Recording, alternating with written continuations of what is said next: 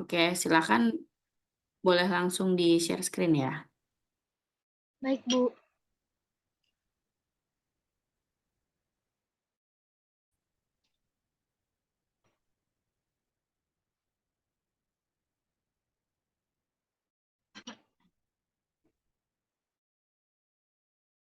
Pak, sudah terlihat?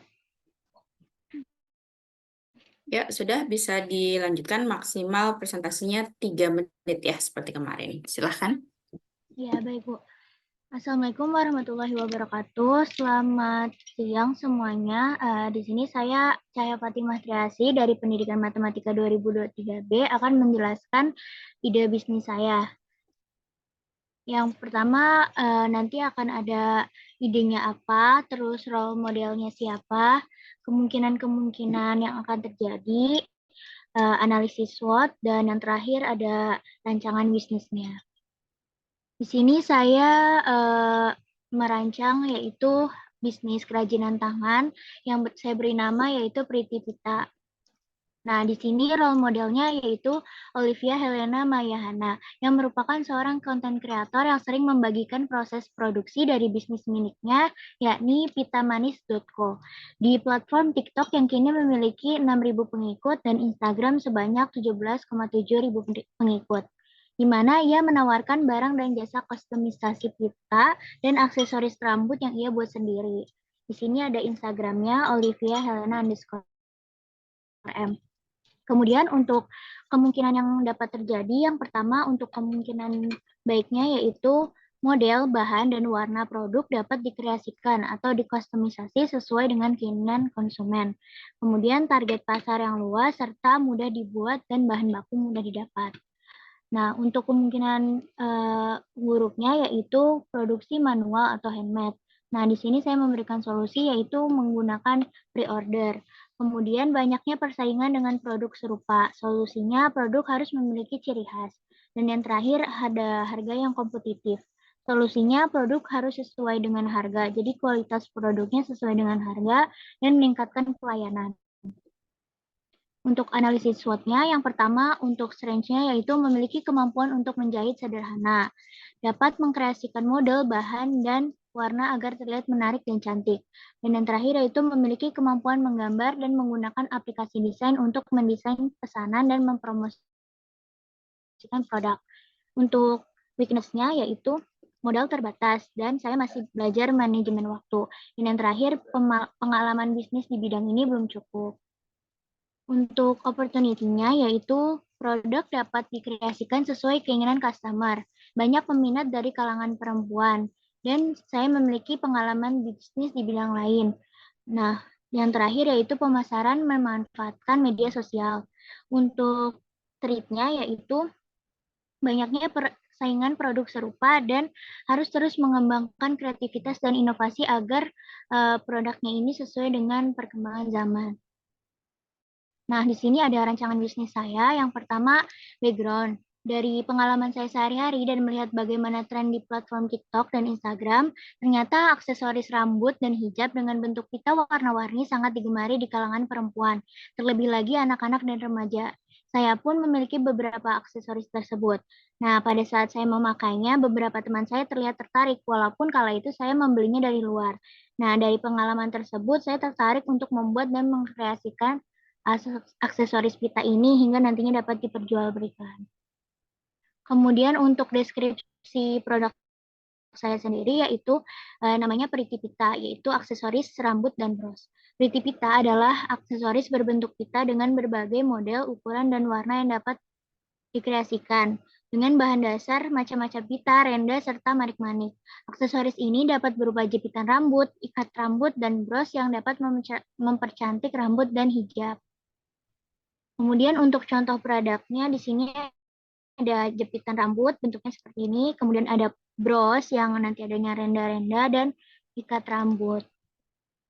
Untuk target marketingnya yaitu yang pertama ada anak-anak, kemudian remaja, ini bisa juga jadi ditaruh di hijab kayak dikreasikan gitu buat bros, dan orang dewasa untuk ikat rambut dan sebagainya. Untuk marketing strateginya yang pertama ada sosial media menggunakan WhatsApp dan Instagram dan TikTok, kemudian packaging yang menarik serta adanya freebies seperti thank you card dan stiker. Dan produknya juga bisa dikustomisasi. Itu saja dari saya. Terima kasih. Wassalamualaikum warahmatullahi wabarakatuh. Waalaikumsalam. Baik, berikutnya Nadia Rahma, silakan hadirkah? Hadir, Bu. Izin share screen ya. Oke.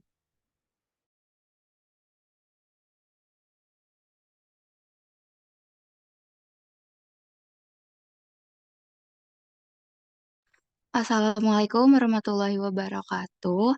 Sebelumnya, perkenalkan nama saya Nadia Rahma ini dengan NIM 13016230008.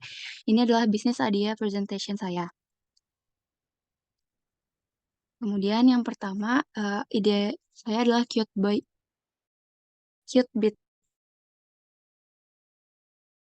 cukup populer. Kue ini berukuran kecil, bisa dijajakan di depan sekolah oleh pedagang kaki lima. Cute Bits merupakan bentuk inovasi baru pada makanan tradisional dengan cita rasa kekinian yang disesuaikan dengan preferensi pasar. Dengan menawarkan varian rasa seperti matcha, red velvet, dan keju mozzarella, juga menyediakan pilihan topping unik. Kue cubit ini akan membawa sentuhan modern pada jajanan tradisional. Kemudian selanjutnya ada role model saya, itu Rachel V-nya. Jadi Rachel V-nya ini memulai karir sebagai influencer dengan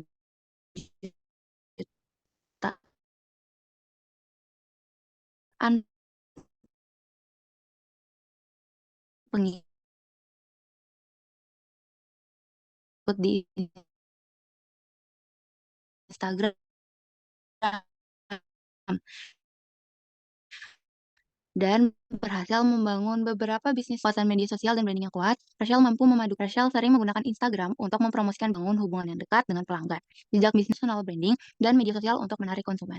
Terus di sini ada link Instagramnya. Kemudian di sini ada possibility-nya. Yang pertama kemungkinan baik itu dari daya tarik produknya, juga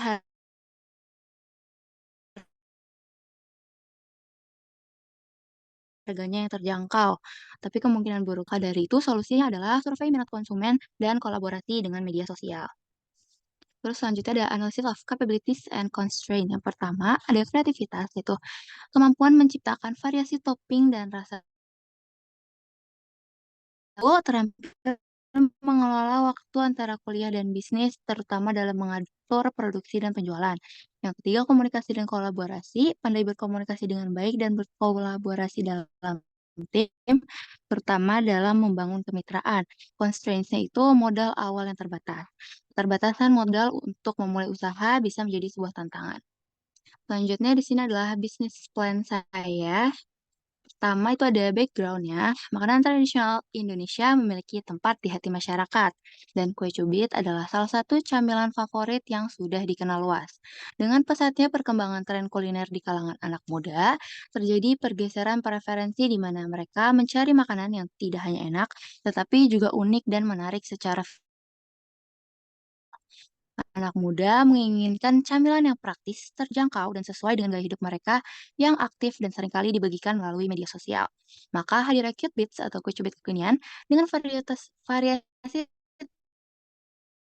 topping modern menjadi solusi untuk memenuhi kebutuhan tersebut.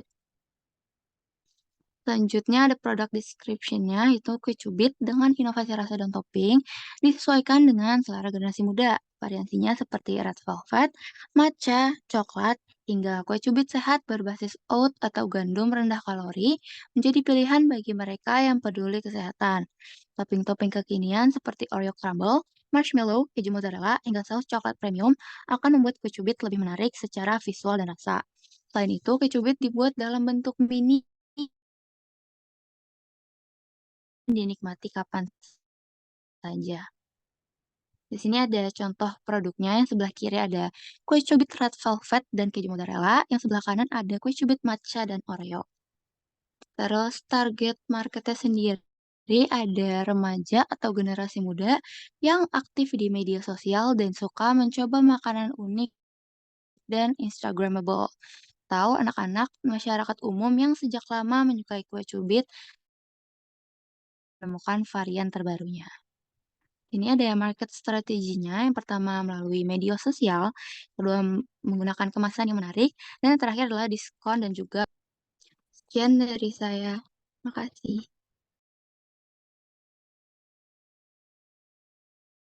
Oke, baik. Terima kasih. Berikutnya Farah Hovifah. Hadir Ibu. Izin share screen ya Bu.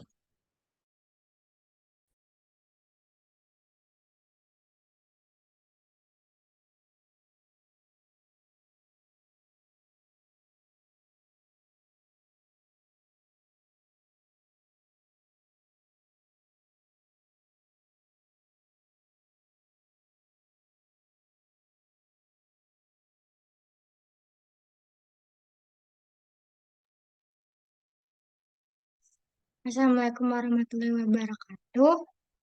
Saya Farah Fifa dengan NIM 13016230111. Ini adalah presentasi ide berwirausaha saya. Produk yang akan saya tampilkan itu adalah gado-gado roll. Gado-gado adalah hidangan salad khas Indonesia yang terdiri dari berbagai sayuran segar yang direbus atau direndam dalam air panas serta dihidangkan dengan bumbu kacang yang kaya akan rasa dan aroma. Hidangan tradisional ini dimodifikasi dengan cara digulung dalam sawi putih yang menjadikannya praktis dan mudah dibawa kemana saja. Gado-gado roll ini tidak hanya menggugah selera, tapi juga sehat dan menyegarkan, cocok untuk makan siang cepat atau cemilan di antara kegiatan kuliah. Disajikan dengan sambal atau acar sebagai pelengkap untuk memberikan rasa yang lebih nikmat. Selanjutnya ada role model. Role model saya adalah pemilik Instagram dan TikTok It Aesthetic dan juga ada Ibu Endang Indriani. Pemilik Instagram It Aesthetic itu adalah konten kreator video home cooking yang menyajikan konten resep rumahan yang sangat informatif. Dan Ibu Endang sendiri itu adalah pemilik blog home cooking yang telah eksis sejak 2010. Beliau sudah menghasilkan 6 buku resep home cooking yang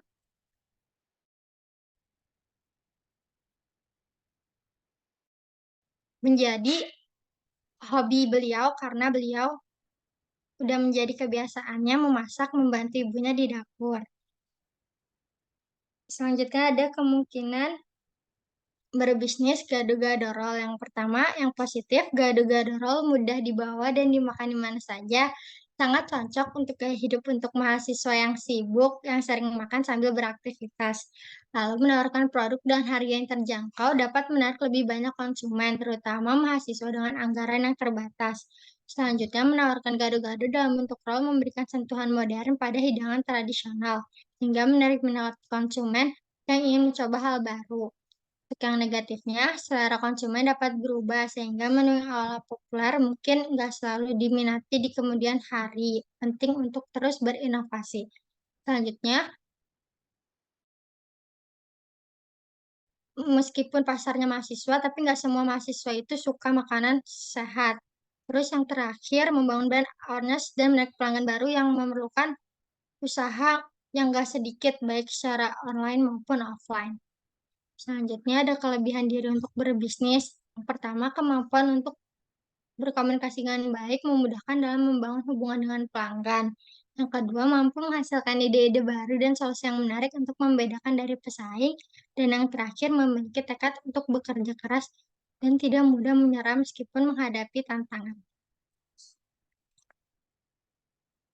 Ini latar belakang dari gado-gado roll, di mana gado-gado adalah salah satu hidangan tradisional Indonesia yang kaya akan rasa dan nutrisi.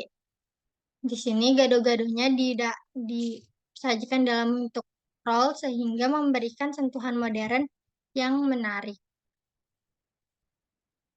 Ini ada contoh produknya. Target pasarnya yaitu mahasiswa, penggemar makanan sehat, dan tetangga atau orang-orang di sekitar. Sekian dari saya, terima kasih. Ya, baik. Berikutnya Ajeng Wijayanti, silakan. Hadir Ibu.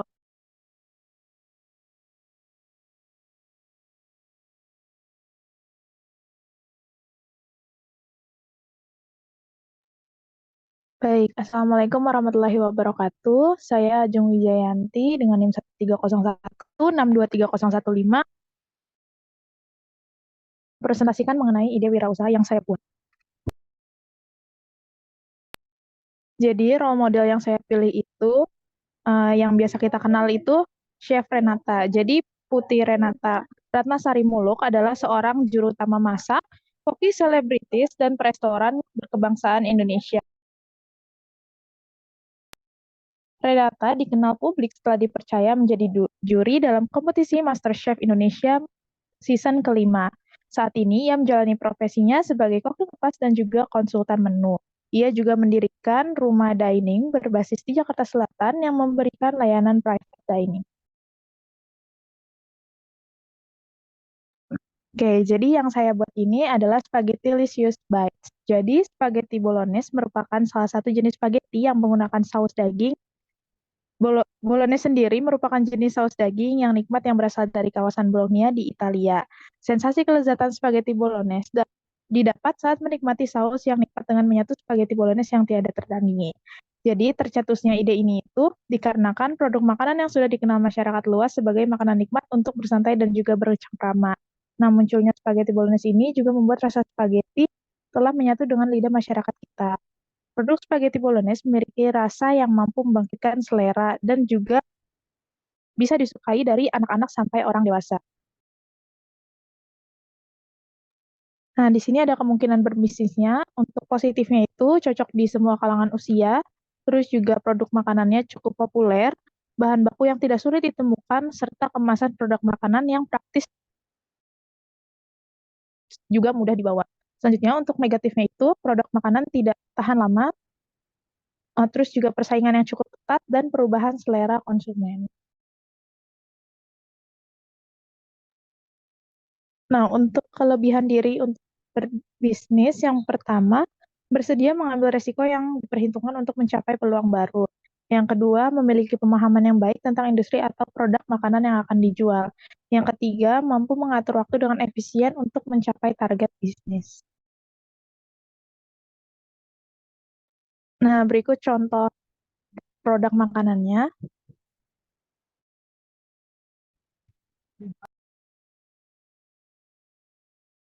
Selanjutnya, untuk target konsumennya sendiri, ada anak-anak, pelajar, mahasiswa, serta masyarakat umum. Untuk strategi pemasarannya, yang pertama menggunakan media sosial, yang kedua terdapat promo dan diskon, disertai dengan kemasan yang menarik. Sekian, kurang lebih mohon maaf. Wassalamualaikum warahmatullahi wabarakatuh. Sekian, terima kasih. Baik, berikutnya Siska Dwi Aryani. Hadir Ibu. Izin share screen Ibu.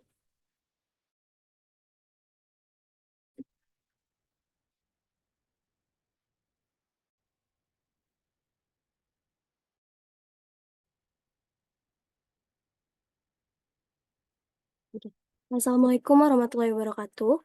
Perkenalkan, nama saya Siska Duriani dari Pendidikan Matematika 2023B dengan NIM 13016230117. Di sini saya ingin mempresentasikan ide bisnis saya, yaitu Crochet Kitchen. Role model saya yaitu Widya Amalia atau biasa dipanggil Widam. Dia merupakan seorang fangirl yang menyukai merajut. Dialah perajut di balik Amiwa Crochet. Amiwa Crochet itu adalah sebuah brand yang sudah banyak pengikutnya di TikTok maupun di Instagram, yang sudah didirikan sejak tahun 2017. Seringnya Wida membuat crochet yang berhubungan dengan K-pop, anime, bentuk-bentuk yang lucu, dan lain sebagainya. Melalui hal yang disukainya, dia bisa menciptakan suatu inovasi dan membuka peluang usaha. Nah, di sini ada link Instagram dan link TikToknya. Selanjutnya yaitu ada kemungkinan positif dan kemungkinan negatifnya. Kemungkinan positifnya yaitu bentuknya dapat diinovasikan sesuai perkembangan tren. Lalu yang kedua, target pasar yang luas, bisa menjangkau anak-anak, remaja, orang dewasa. Lalu yang ketiga ada produksi yang sederhana. Selanjutnya, untuk kemungkinan negatifnya yaitu banyak pesaing serupa. Jadi kita harus menjaga keunikan pada barang kita sendiri. Lalu kedua ada handmade, yaitu memerlukan waktu yang tidak sebentar untuk membuatnya. Dan yang ketiga itu harga yang kompetitif. Untuk analisis kemampuan dan kendalanya, kemampuannya saya mempunyai skill merajut dan dapat menggunakan aplikasi untuk mengedit desain promosi. Lalu untuk kendalanya yaitu modalnya terbatas dan manajemen waktunya. Lanjutnya ke bisnis plan. Latar belakang mengapa saya mengambil bisnis ini, karena saat ini sedang tren gantungan kunci. Banyak orang yang gemar mengoleksi beragam macam gantungan kunci, utamanya yaitu para remaja yang gemar mengikuti tren. Karena saya mempunyai hobi merajut, maka saya gunakan kesempatan ini untuk membuka usaha gantungan kunci rajut ini. Untuk deskripsi produknya, saya namakan produknya itu Anino Crochet. Kami menjual barang handmade yang dibuat dengan cara merajut dan terbuat dari benang milk cotton yang diisi dengan dakron. Dapat digunakan sebagai gantungan kunci ataupun aksesoris tas. Cocok dijadikan souvenir, hadiah untuk teman, ataupun digunakan untuk diri sendiri. Nah, di sini ada produk-produk yang pernah saya buat. Lalu untuk target marketingnya, yang pertama itu ada anak kecil, yang kedua itu ada remaja, dan yang ketiga itu ada orang dewasa. Untuk strategi marketingnya, yang pertama itu promosi digital, bisa melalui Instagram, WhatsApp, dan TikTok. Lalu ada freebies berupa stiker atau permen. Dan yang ketiga ada kit packaging. Sekian presentasi dari saya, kurang lebihnya saya mohon maaf. Wassalamualaikum warahmatullahi wabarakatuh. Waalaikumsalam. Baik, berikutnya Mutia Azhara. Hadir, Ibu. Oke.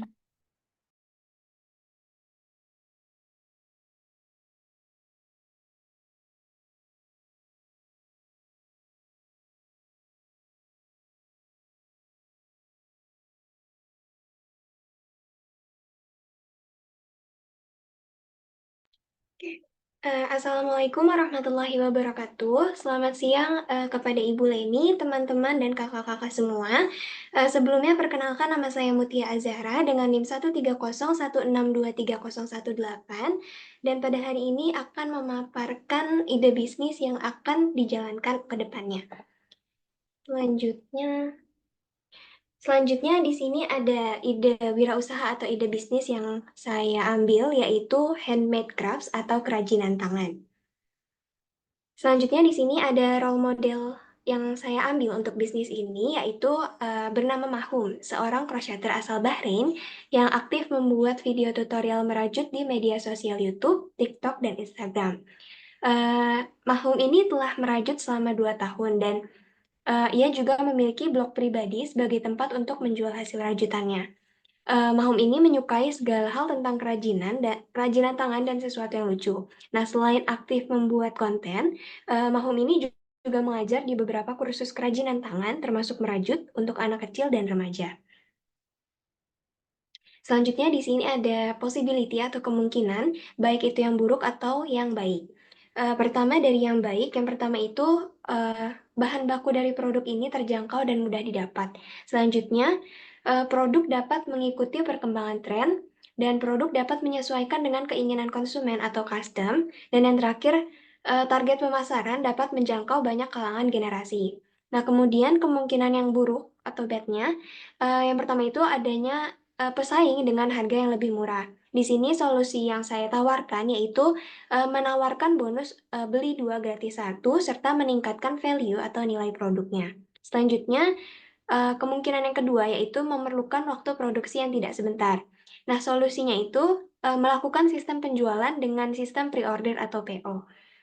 Selanjutnya, SWOT analysis atau analisis SWOT. Di sini yang pertama, strength-nya dulu, yaitu saya mempunyai kemampuan untuk merajut dan meronce. Kemudian, saya juga menyukai kegiatan merajut dan meronce. Kemudian mempunyai kemampuan membuat desain menarik untuk promosi. Dan yang terakhir itu mempunyai kemampuan untuk menggunakan beragam media sosial sebagai penjualan. Selanjutnya ada kelemahan atau weakness-nya, yaitu belum memiliki kemampuan dan pengalaman bisnis yang cukup dan adanya kesibukan lain yang mungkin akan mempengaruhi proses penjualan. Selanjutnya ada opportunity atau kesempatannya, yaitu memanfaatkan produk yang sedang tren dan produk memiliki keunikan sendiri. Selanjutnya yang terakhir itu ada ancamannya, di mana kondisi ekonomi saya ini masih belum stabil karena belum ada penghasilan yang tetap. Selanjutnya adanya pesaing dalam usaha ini. Kemudian yang terakhir adanya pergeseran minat konsumen. Selanjutnya masuk ke rancangan bisnisnya. Jadi background atau latar belakang saya mengambil jenis usaha ini adalah beberapa waktu lalu di Instagram dan TikTok itu sempat diramaikan dengan fashion coquette. Nah, dilansir dari What to Wear, coquette estetik ini sebutan untuk gaya dengan sentuhan pita-pita. Palet warna yang digunakan juga didominasi dengan warna-warna pastel yang menggemaskan. Nah, Pinterest Predicts mengatakan bahwa Gen Z ini cenderung suka dengan hiasan pita untuk pakaian atau aksesori. Nah, berawal dari kesukaan saya terhadap barang-barang lucu dan kokwet, saya mulai membuat rajutan dan gelang yang kemudian saya pakai. Nah, ketika saya memakai barang-barang tersebut, mungkin ada sebagian orang yang mengatakan itu lucunya. Jadi saya berpikir untuk membuat atau memikirkan ide usaha ini. Nah, selanjutnya di sini ada produk yang nantinya akan dijual. Yang pertama itu ada coquette beads bracelet, terus abis itu ada mini bouquet crochet, dan yang terakhir itu ada mini bag crochet. Nah, selanjutnya product description atau deskripsi dari produk-produk di samping. Yang pertama itu coquette beads bracelet, yang artinya gelang manik-manik dengan palet warna pastel yang menggemaskan. Nah, gelang ini cocok digunakan untuk wanita, baik ibu-ibu, remaja, ataupun anak kecil. Nah, sedangkan mini bouquet crochet dan mini bag crochet adalah produk hasil merajut dengan menggunakan benang milk cotton dan hook yang sesuai. Nah, mini bouquet crochet ini bisa menjadi dekorasi ataupun hadiah kecil untuk orang yang Anda sayangi. Nah, sedangkan mini bag crochet ini sesuatu yang lucu yang juga bisa menjadi salah satu pilihan dari customer. Selanjutnya ada target market atau target pemasarannya. Yang pertama itu ada sasarannya itu ada anak kecil, kemudian remaja, dan yang tentunya ada orang dewasa juga. Kemudian ada market strateginya, yang pertama itu ada cute packaging, custom, terus ada social media marketing, dan free gift. Nah, di sini ada kontak yang mungkin bisa dihubungi ke depannya, ada nomor telepon, Instagram, dan domisili saya. Mungkin cukup sekian presentasi yang dapat saya sampaikan, saya kembalikan kepada Ibu Leni.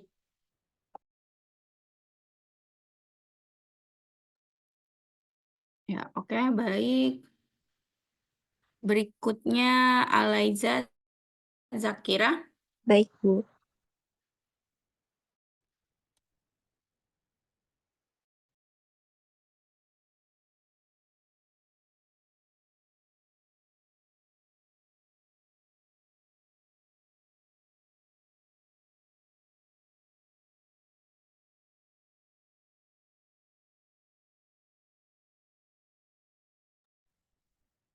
Baik semuanya, Assalamualaikum warahmatullahi wabarakatuh. Selamat siang. Perkenalkan nama saya Alaiza Zakira dari Pendidikan Matematika Angkatan 2023A. Saya akan mempresentasikan mengenai ide bisnis yang akan saya jalani ke depannya. Oke, boleh di next.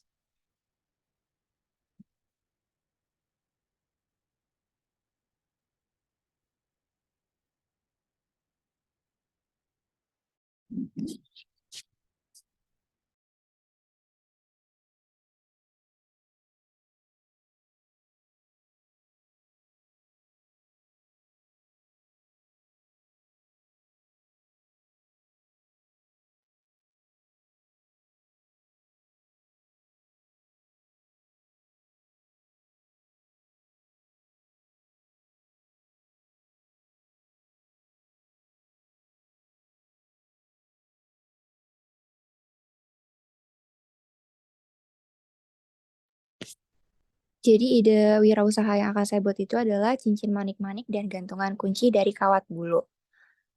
Oke, boleh di next. Oke, jadi role model saya karena saya belum menemukan orangnya. Jadi saya terfikirkan owner yaitu adalah owner dari salah satu akun TikTok yaitu Genin Lee. Jadi pemilik akun TikTok Genin Lee ini menjadi salah satu inspirasi saya. Ia membuat gelang, cincin, dan aksesoris manik-manik lainnya yang dijual secara offline maupun online. Terus produk yang ia jual pun sangat bervariasi dan lucu. Terus ia juga membuat video tutorial mengenai pembuatan aksesoris yang ia jual.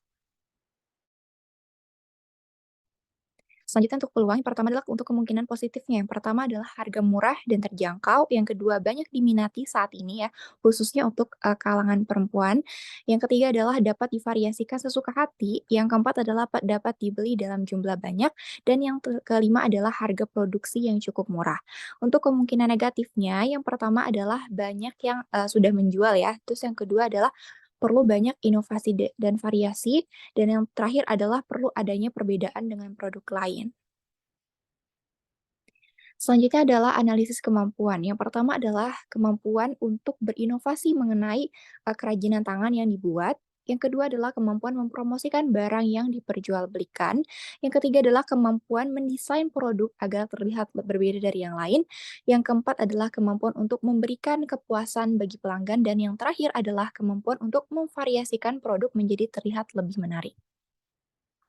Selanjutnya adalah analisis kendala. Yang pertama adalah manajemen waktu yang kurang baik.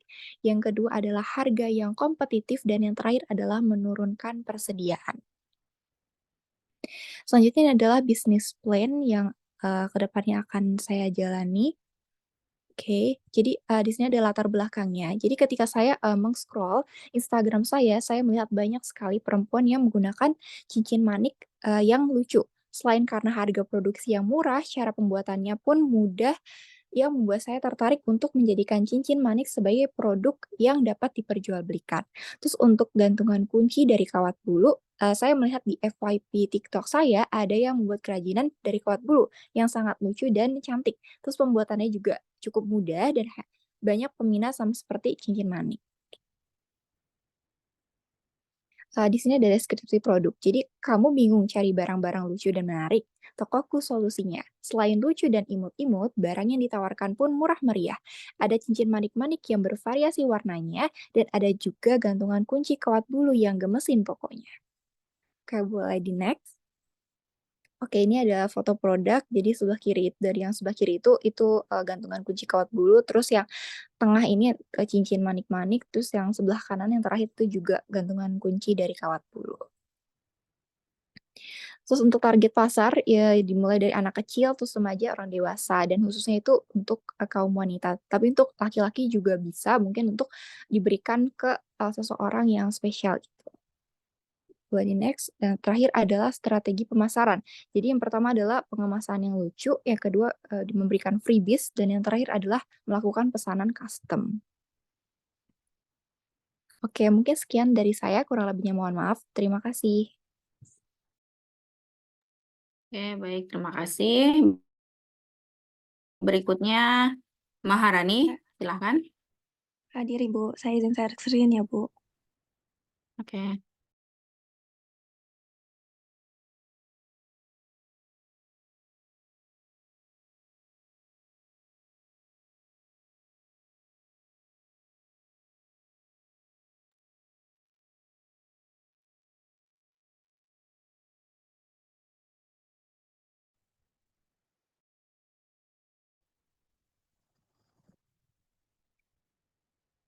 Assalamualaikum warahmatullahi wabarakatuh. Perkenalkan, saya Maharani Aryadana Jatin dengan NIM 13016230025. Pada kesempatan kali ini saya ingin mempresentasikan ide berwirausaha yang saya buat.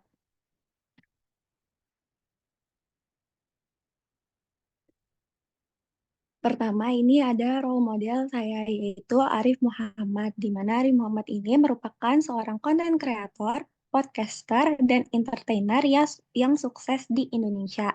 Selain populer dalam dunia hiburan, Arif juga memiliki dedikasi dalam mengembangkan bisnis. Arif pernah mencoba peruntungannya di bidang kuliner dengan membuka restoran maupun bisnis makanan lainnya yang menawarkan konsep dan menu yang unik. Meskipun tidak selalu sukses, pengalaman ini memberikan pelajaran berharga bagi Arif dalam mengembang dan mengelola bisnis kuliner mulai dari bakso aci akang dan restoran Padang otentik nasi Padang Payakumbuh yang populer. Selanjutnya ada kemungkinan berbisnis. Yang pertama kemungkinan berbisnis positif. Ada bahan baku yang mudah dijumpai, produk yang sudah dikenal banyak orang, cocok untuk semua kalangan, dan mudah dibawa dan dimakan di mana saja. Sedangkan kemungkinan negatifnya yang pertama persaingan yang ketat, harga produk yang cukup pricey, di mana solusi dari hal ini bisa membeli bahan baku yang relatif lebih murah tanpa mengurangi cita rasa yang ada. Dan terakhir, daya tahan produk yang terbatas. Selanjutnya ada analisis kemampuan dan tantangan, di mana kemampuan yang saya miliki yang pertama ada kemampuan manajemen waktu antara perkuliahan dengan bisnis. Kemudian kemampuan berinovasi pada menu, dan bekerja keras dan pantang menyerah dalam menghadapi tantangan. Kemudian tantangan yang akan saya hadapi yang pertama ada keterbatasan modal dalam memulai bisnis, serta kurang pandai dalam memasarkan produk. Nah, ide berbisnis saya adalah makaroni sekutel, di mana makaroni sekutel adalah sebuah hidangan kaserol makaroni Indonesia yang terbuat dari pasta, keju, susu, mentega, daging, sosis, telur, dan bawang bombay yang dipanggang hingga keemasan. Makaroni skutel memiliki cita rasa creamy dan lembut yang langsung lumer di mulut. Ide ini terbentuk dikarenakan saya sebagai mahasiswa yang memiliki keterbatasan waktu akibat jadwal perkuliahan yang cukup padat, terkadang merasakan lapar di tengah kegiatan, sehingga butuh sesuatu untuk menggajal perut. Makaroni skutel ini cocok menjadi salah satu makanan yang dapat mengenyangkan. Kemudian ini merupakan contoh produknya. Selanjutnya ada target pasar, di mana target pasar saya adalah mahasiswa, ibu rumah tangga, dan masyarakat umum. Terakhir ada strategi pasar. Strategi pasar saya yang pertama ada sosial media, berupa WhatsApp maupun Instagram dengan menyebarkan poster maupun poster. Dan terakhir diskon dan promo. Sekian presentasi dari saya, kurang lebihnya mohon maaf, saya kembalikan ke Bu Leni.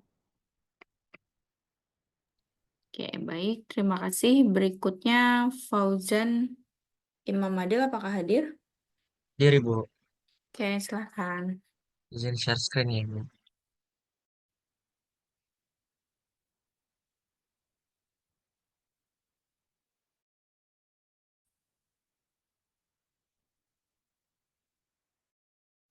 Ya, baik, Assalamualaikum warahmatullahi wabarakatuh. Selamat siang Ibu Leni dan kawan dan teman-teman sekalian. Jadi di sini saya Fauzan Abdul Yahya dengan NIM 13016230226 akan mempresentasikan mengenai ide bisnis yang saya buat. Jadi yang pertama pengenalan produk terlebih dahulu. Produk yang saya dirikan yaitu bom ubi ungu atau biasa orang-orang biasa menyebut ini tuh bola ubi ungu. Namun ini lebih dikreasikan lagi. Lalu selanjutnya ada role model saya. Role model saya itu uh, dari Alex, itu seorang content creator yang bergeraknya di bidang kuliner. Dan dia itu banyak sekali ide-ide menarik seputar resep makanan, entah itu dari dalam negeri ataupun luar negeri, ataupun kombinasi yang dia share di media sosialnya. Kemudian untuk background, latar belakang saya memilih produk ini berawal dari ketertarikan pribadi terhadap ubi ungu itu sendiri dan juga melihat banyaknya produk yang menarik hasil dari olahan ubi ungu.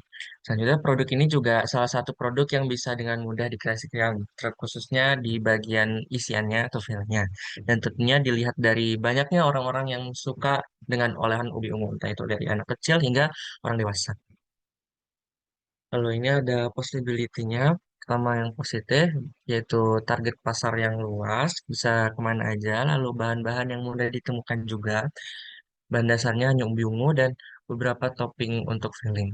Lalu negatifnya, yang pertama masa tahan produk yang relatif cepat karena eh, tidak karena makanan ini akan enak disantap hanya saat hangat. Lalu kekonsistenan kualitas produk juga menjadi tantangan tersendiri. Selanjutnya ada target marketingnya. Yang pertama itu pelajar, ada anak-anak, dan kemudian juga sebenarnya masih masuk untuk masyarakat umum dan mahasiswa karena eh, produk ini didesain one bite agar mudah dimakan dan menarik perhatian anak-anak dengan warna dan feelingnya juga. Lalu menarik untuk kalangan dewasa karena ini termasuk makanan yang cukup mengenyangkan walaupun termasuk snack. Kemudian untuk strategi marketingnya sendiri, yang pertama dari varian, ini lebih ke feelingnya aja, kreasi feeling. Lalu kemudian pemasaran di sosial media seperti poster ataupun diskon-diskon yang di-share di sosial media sendiri. Baik, sekian ide bisnis dari saya. Kurang lebihnya mohon maaf. Wassalamualaikum warahmatullahi wabarakatuh. Saya kembalikan ke Ibu Leni. Waalaikumsalam. Baik, terima kasih Fauzan. Berikutnya Dia Widya Stuti, apakah hadir? Hadir, Ibu. Oke, silakan. Saya izin share screen ya, Bu.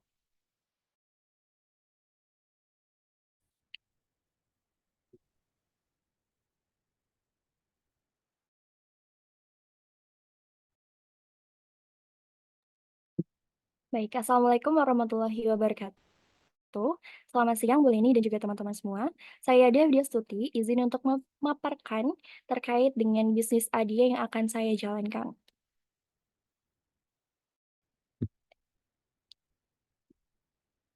Nah, berikut merupakan role model saya, yaitu Kak Najla Farid Bishir yang merupakan pemilik Bittersweet by Najla, sekaligus sebagai pelopor dari dessert box yang ia beri nama dengan Bittersweet.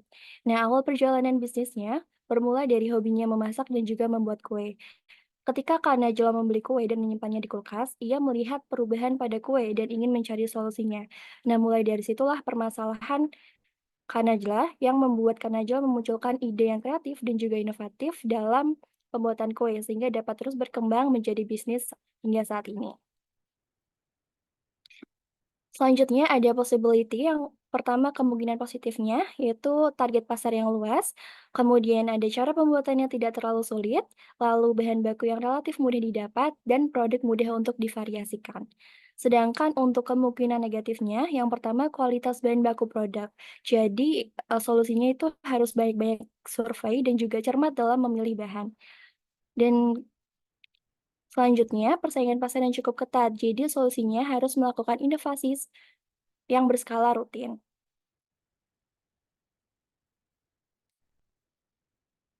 Kemudian ada analisis kemampuan dan juga kendala. Yang pertama, kemampuan berpikir kreatif dan juga inovatif terhadap produk yang akan dikembangkan.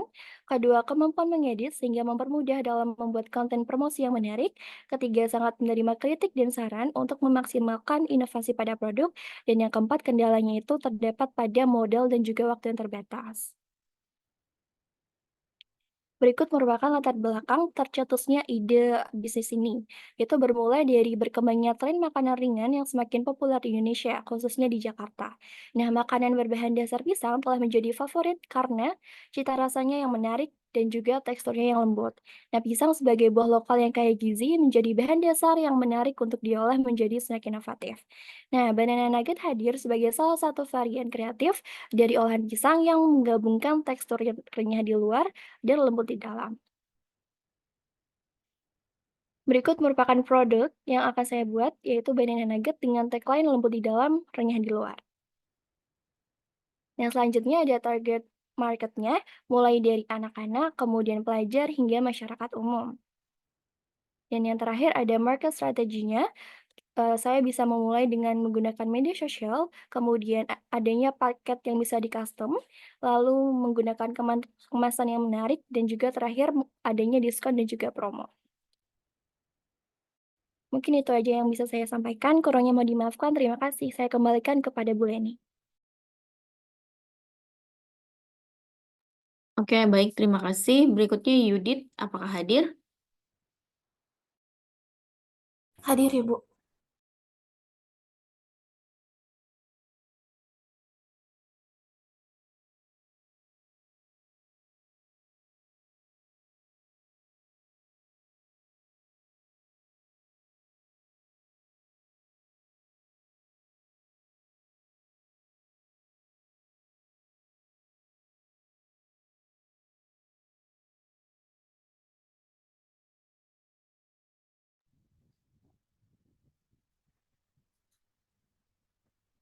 Baik, di sini sebelumnya terima kasih kepada Bu Leni dan teman-teman atas waktu yang diberikan kepada saya. Di sini saya akan memaparkan bisnis idea yang sudah saya buat.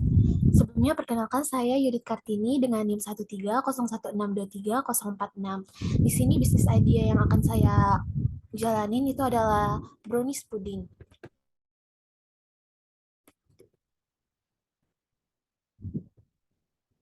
Adapun role modelnya itu adalah Chef Yongki Gunawan.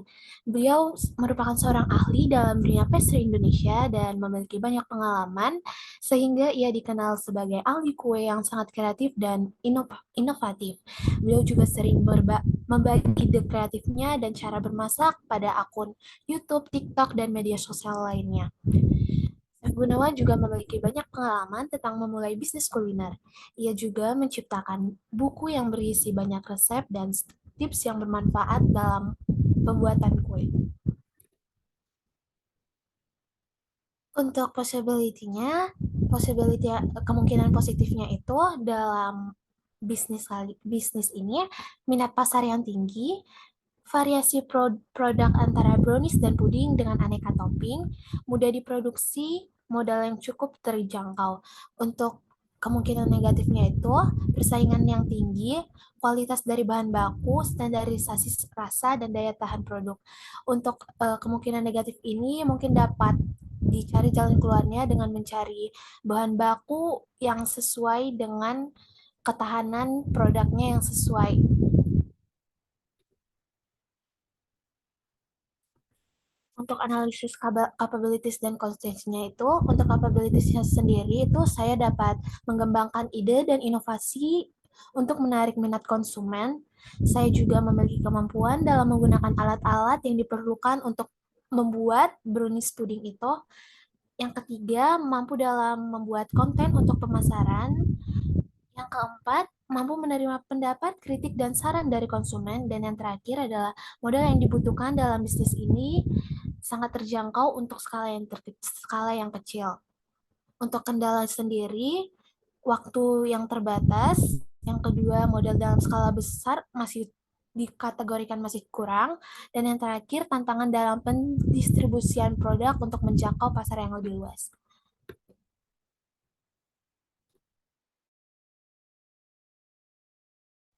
Untuk background-nya sendiri, tren kuliner saat ini semakin mengarah pada makanan atau dessert yang paling praktis, lezat, serta memiliki tampilan yang menarik. Ide bisnis brownies pudding sangat cocok karena mudah dikonsumsi dan dapat disajikan dengan menarik. Perpaduan tekstur antara brownies dan puding yang lembut juga sangat disukai oleh berbagai kalangan usia. Untuk contoh produknya sendiri, seperti yang ada di gambar, pada lapisan bawah akan terdapat brownies dan lapisan atasnya terdapat puding serta topping-topping yang dapat kita sesuaikan dengan minat konsumen.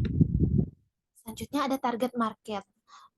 Di sini saya menargetkan pada anak-anak, pelajar atau mahasiswa, masyarakat umum, dan pada orang-orang yang menyukai makanan yang manis. Untuk strateginya sendiri, saya akan membuat kemasan yang menarik dengan topping yang beraneka ragam, lalu saya akan membuat pemasaran di sosial media, dan yang terakhir saya akan membuat promo rutin per bulannya. Oke, sekian presentasi dari saya kembalikan kepada Ibu Leni. Terima kasih. Ya, baik, terima kasih. Berikutnya Rutina Devianti, hadir? Hadir, Ibu. Oke, silakan.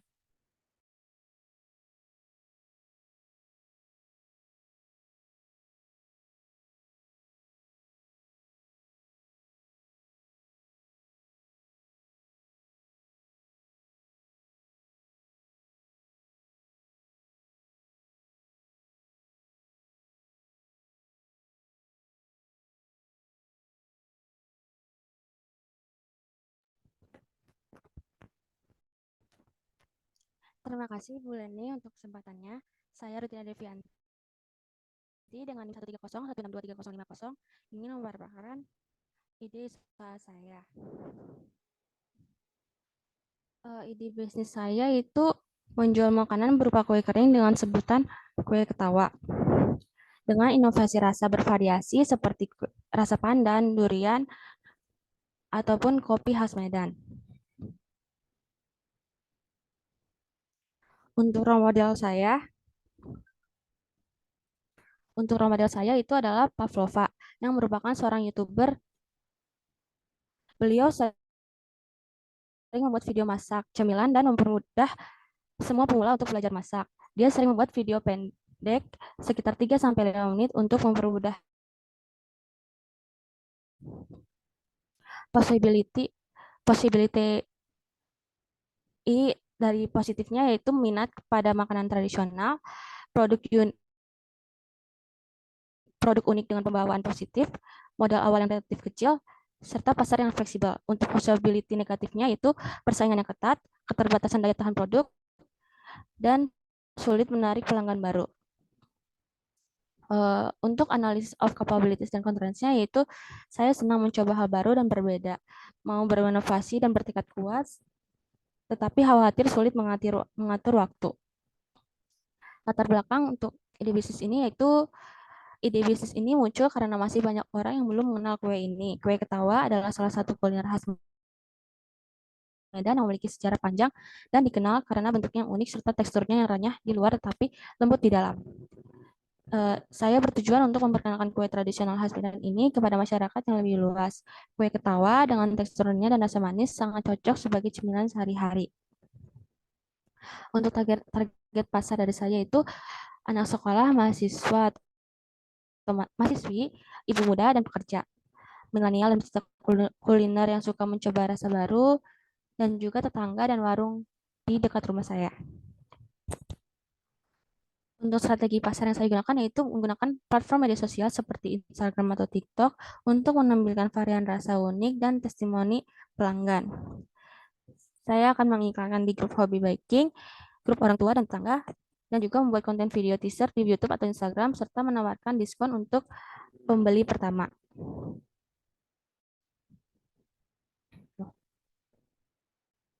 Baik, sekian dari saya. Terima kasih.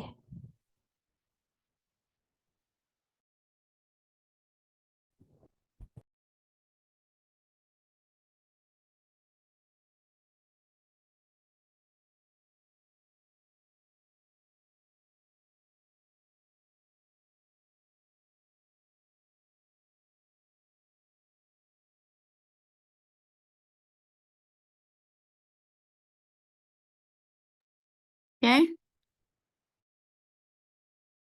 Berikutnya Hadir, Gadis Bu. hadir. Oke, silakan.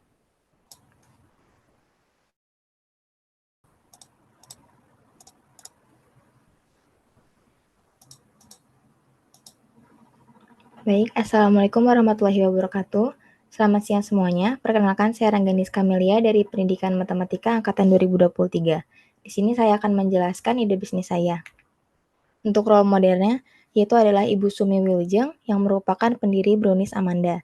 Beliau memulai bisnis kulinernya dari rumah dengan membuat catering.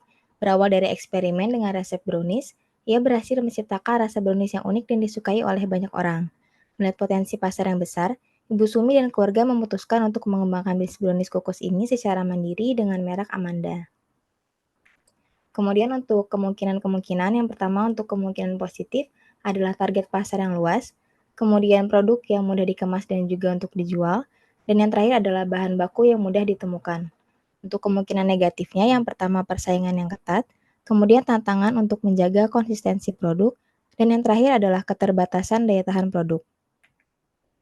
Untuk analisis kemampuan dan kendala, yang pertama, kemampuan kreatif dan inovatif dalam mengembangkan produk, kemudian kemampuan promosi dalam bidang mengedit dan komunikasi, yang ketiga adalah waktu luang yang cukup, dan yang terakhir adalah keterbatasan modal. Untuk latar belakang bisnis ini adalah terinspirasi dari kuliner mochi yang akhir-akhir ini sedang populer, hadir inovasi baru dalam dunia kuliner yaitu brownies mochi. Brownies kerap menjadi makanan yang disukai oleh banyak orang. Masyarakat juga sudah tidak asing lagi dengan kelezatan brownies. Dengan adanya kehadiran mochi dalam brownies dapat menghadirkan suasana dan pengalaman kuliner yang berbeda. Perpaduan unik antara kelezatan brownies dan tekstur lembut serta kenyal mochi ini menjawab kebutuhan akan camilan kekinian yang sedang digandrungi. Ini adalah contoh foto produk dari brownies mochi. Untuk target pasarnya, yang pertama ada anak-anak, kemudian pelajar atau mahasiswa, dan juga masyarakat umum. Untuk strategi pasar, yang pertama menggunakan kemasan yang menarik, variasi baik dari segi rasa, topping, bentuk, dan ukuran. Kemudian promosi melalui sosial media dan juga e-commerce, dan juga adanya promo dan diskon. Sekian dari saya, terima kasih. Wassalamualaikum warahmatullahi wabarakatuh.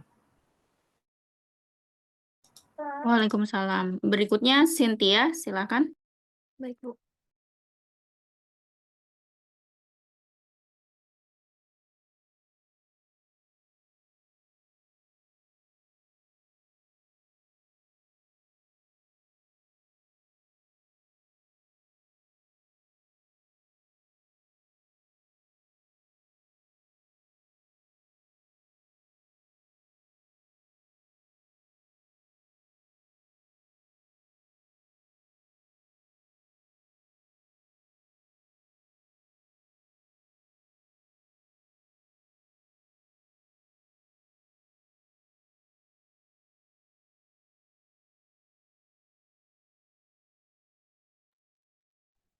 Baik. Assalamualaikum warahmatullahi wabarakatuh. Selamat siang semuanya. Perkenalkan nama saya Cynthia Sanum, saya dari Pendidikan Matematika B. Kali ini saya akan menjelaskan tentang ide bisnis saya.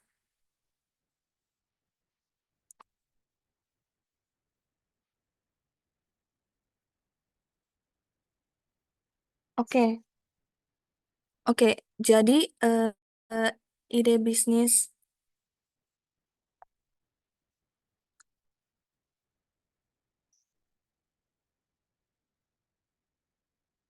baik. Jadi ide bisnis yang akan saya buat yaitu strap gantungan handphone. Di sini ada role model. Jadi role model saya itu namanya Salsa Ralasati. Nah, Salsa ini adalah seorang wanita yang berumur sekitar 20 tahun. Nah, Salsa memulai karirnya itu semasa pandemi COVID nih. Dia itu mencari kesibukan lain dengan bermusik dan membuat manik-manik. Nah, dari usaha tersebut, dia ini awalnya hanya ditawarkan kepada teman-teman terdekat aja. Lalu seiring berjalannya waktu, usahanya terus berkembang sampai saat ini akun bisnisnya mempunyai sekitar 100.000 pengikut di Instagram dan TikTok. Salsa juga aktif membagikan workshop mengenai manik-manik yang dia buat. Ini Salsa dan dia itu founder High Beats Buddies. Lalu di sini ada analisis kemungkinan. Jadi positifnya itu strap gantungan ini sedang menarik di kalangan anak muda atau Gen Z. Lalu dapat dibuat beraneka ragam sesuai dengan kreativitas pembuat. Dan target pasarnya luas dari anak-anak hingga dewasa. Nah, negatifnya itu karena bisnis manik-manik sedangkan maka banyak muncul pembisnis serupa. Lalu tingkat permintaannya juga banyak dan berbeda-beda tiap pembeli. Nah, karena bentuk manik-manik yang kecil, manik-manik juga dapat hilang dan jatuh tanpa kita ketahui. Nah, lalu selanjutnya ada analisis keuntungan dan tantangan. Keuntungannya itu melatih kreativitas setiap individu yang tertarik untuk belajar mengenai manik-manik, lalu belajar cara memasarkan produk secara digital melalui platform TikTok atau Instagram dan lainnya. Lalu juga sebagai sarana healing dari kegiatan sehari-hari. Nah, tantangannya itu ada membuat brand terlihat lebih menarik dibanding yang lain di tengah tren manik-manik. Lalu ada modal awalnya juga, dan selanjutnya yang terakhir itu ada keperluan memperkerjakan anggota bila permintaan klien melonjak. Di sini ada business plan-nya. Jadi background-nya itu karena baru-baru ini tren manik-manik sedang banyak digandrungi oleh semua orang, terutama anak-anak muda. Saya melihat dan menganalisis banyak dari teman-teman sejawat menggunakan strap dari manik-manik tersebut dan produk tersebut yang saya lihat juga sering dijual di sepanjang jalan menuju kampus. Ditambah kerajinan tangan ini juga sering sekali muncul di FYP, timeline TikTok. Dan hal tersebut membentukkan betapa tren manik-manik pada saat ini. Oleh karena itu, saya berinisiatif untuk membuat produk dengan serupa dan dengan polisan ide kreatif saya. Nah, di sini ada produk deskripsinya. Jadi, strap handphone dari manik-manik, saya membantu Anda untuk membuat sesuatu produk yang lucu dan menarik melalui kerajinan tangan dari manik-manik, di mana kalian bisa menyarankan warna dan variasi apa yang Anda inginkan untuk hiasan handphone atau barang-barang Anda yang lain. Nah, di sini ada foto produknya. Ada foto produknya, bisa dilihat. Oke. Selanjutnya itu ada target pasarnya. Target pasarnya itu anak-anak, lalu remaja, kayak pelajar dan mahasiswa, terus ibu-ibu juga bisa, ibu-ibu kekinian. Nah, market strateginya itu yang pertama pemasaran ke teman-teman terdekat dulu atau tetangga, lalu baru mulai branding di media sosial seperti Instagram atau TikTok, lalu buat konten dan produk yang menarik sampai FYP kalau bisa, lalu perluas pasar dengan merambah ke berbagai platform belanja online dan aktif mengikuti event pemasaran bisnis offline.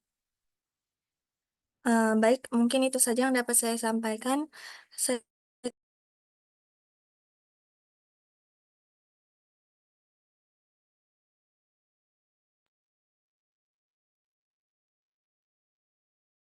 Oke, baik. Berikutnya Rima Hairunisa hadir? Hadir, Bu. Oke, silakan.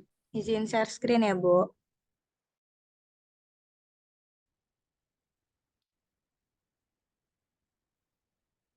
Assalamualaikum warahmatullahi wabarakatuh. Selamat siang, Bu Leni. Selamat siang semuanya.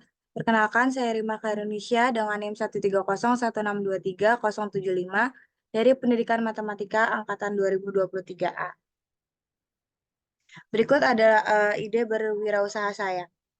Yang pertama ada role model. Untuk role model sendiri, role model saya yaitu Prilly Latuconsina. Prilly Latuconsina merupakan seorang aktris yang berkecimpung di bidang perfilman. Prilly Latuconsina juga menjadi dosen praktisi dari program praktisi mengajar, salah satu program Merdeka Belajar Kampus Merdeka atau biasa yang disebut dengan MBKM di Fakultas Ilmu Sosial dan Politik Universitas Gadjah Mada. Dengan kesibukan yang ia jalani, Prilly juga membuka bisnis baru di dunia kuliner. Ia membuka toko roti baru bernama La Joy Bakery Cafe dengan konsep Prancis dan Italia. Bermula dari kecintaannya menyantap roti, kemudian membuat Prilly Latuconsina mendirikan La Joy Bakery Cafe. Ia bahkan rela pergi sampai Prancis dan Italia untuk mencari inspirasi toko dan rasa roti khas Eropa. Selanjutnya ada possibility. Yang pertama ada kemungkinan positif, yaitu produk dapat dikembangkan sesuai dengan variasi, bahan baku yang relatif mudah untuk didapat, terlalu sulit, produk sangat mudah untuk dibawa dan dimakan di mana saja, dan yang terakhir yaitu cocok untuk semua kalangan. Dan ada kemungkinan negatifnya. Yang pertama ada persaingan yang ketat, lalu ada daya tahan produk yang terbatas, dan yang ketiga yaitu harga bahan baku sering naik. Selanjutnya ada analysis of capabilities. Yang pertama, kemampuan dalam berpikir kreatif dan inovatif pada produk yang akan dijual. Yang kedua, kemampuan dalam manajemen waktu. Yang ketiga, kemampuan dalam memasarkan produk yang akan dijual melalui media sosial.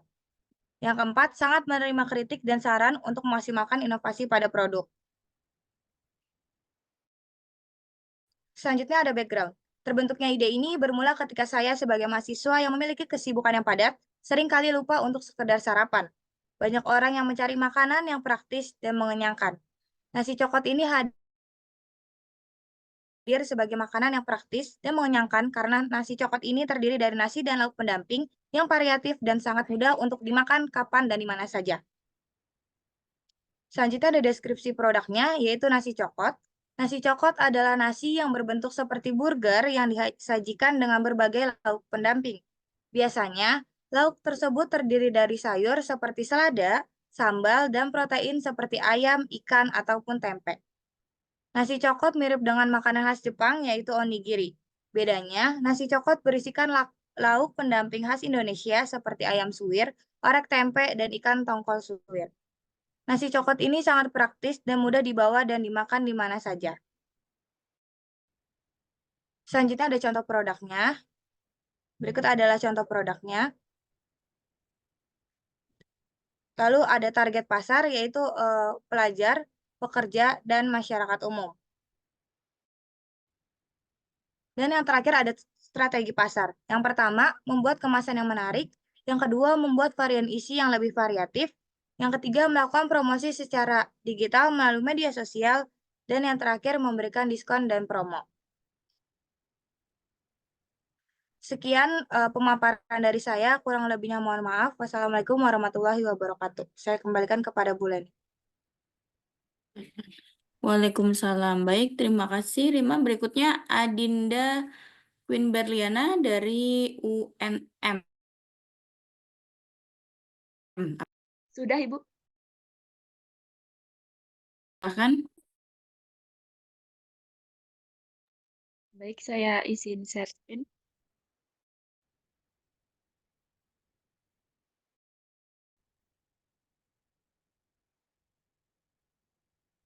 Assalamualaikum warahmatullahi wabarakatuh. Selamat siang Ibu dan teman-teman. Perkenalkan saya Adinda Queen Berliana, mahasiswa pertukaran dari Universitas Negeri Malang.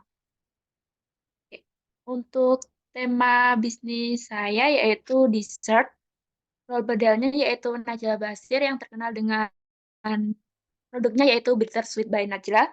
Yang berawal dari ibu rumah tangga yang hobi masak pada 2015, Najla memulai bisnisnya dengan penjualan cinnamon roll ke tetangga dan kerabat.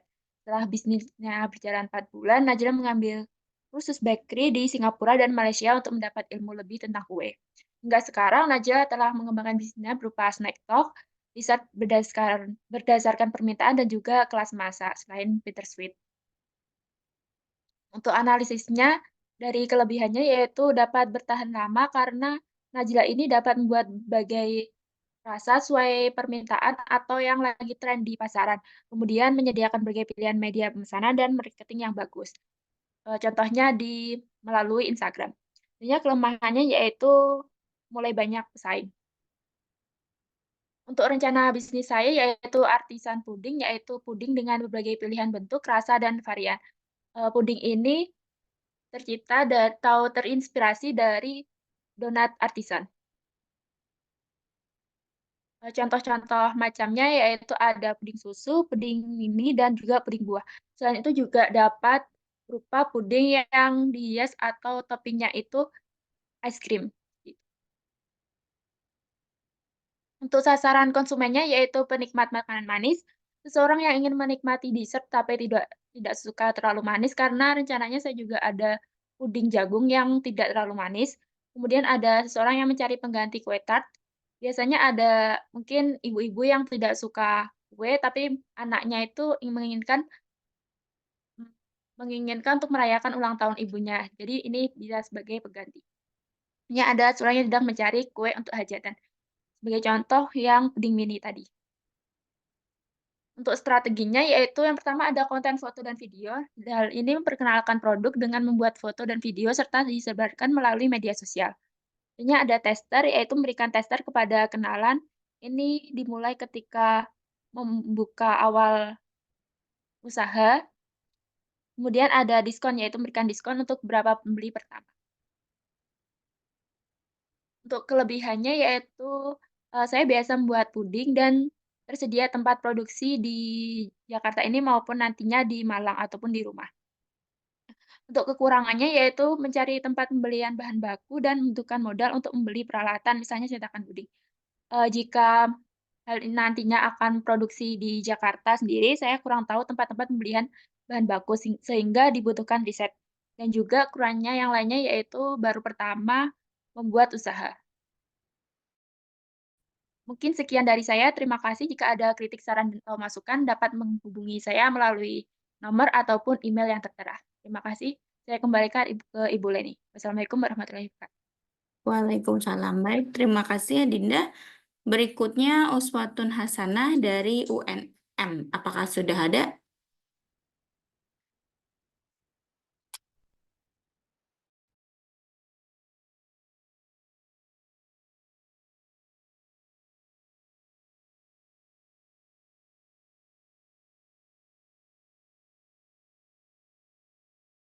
Sepertinya sedang tidak di tempat ya. Kita lanjut ke Rizka Putri. Apakah ada? Hadir, Rizka Ibu. Putri. Oke, baik. Silakan di share screen.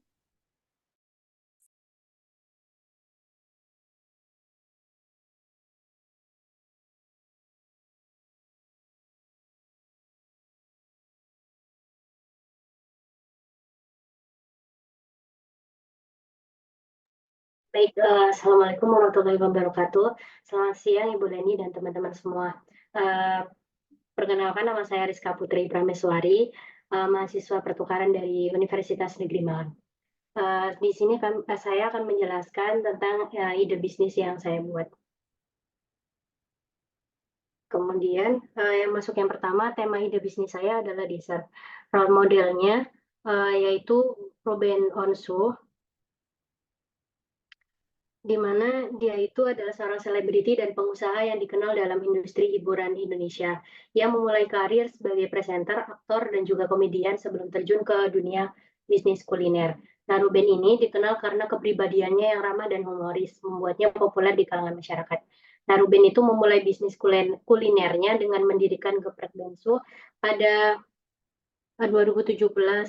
Bisnis ini berawal dari kecintaannya terhadap makanan pedas dan keinginannya untuk menyediakan makanan yang terjangkau bagi masyarakat. Nah, dalam perjalanannya, Ruben itu juga menunjukkan bahwa kepopuleran sebagai selebriti itu bisa digunakan untuk mempromosikan bisnis dengan cepat.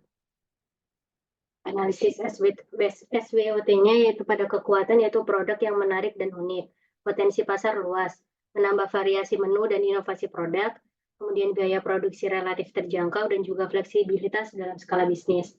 Nah, kelemahannya yaitu persaingan ketat dari bisnis jenis, keterbatasan modal untuk ekspansi, kemudian tantangan distribusi dan pemasaran, konsistensi kualitas, dan juga perubahan tren kuliner yang cepat.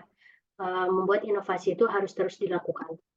Kemudian solusinya yaitu ada beberapa solusi yang dapat dilakukan untuk mengatasi atau menyeimbangkan antara kekuatan dan kelemahan pada bisnis ini, yaitu dengan yang pertama membuat keunikan produk dan fokus pada strategi pemasaran, kemudian inovasi produk secara berkala untuk mengikuti tren kuliner dan mengatasi persaingan. Yang ketiga, optimalisasi biaya produksi untuk mempertahankan margin dan juga merencanakan ekspansi bertahap.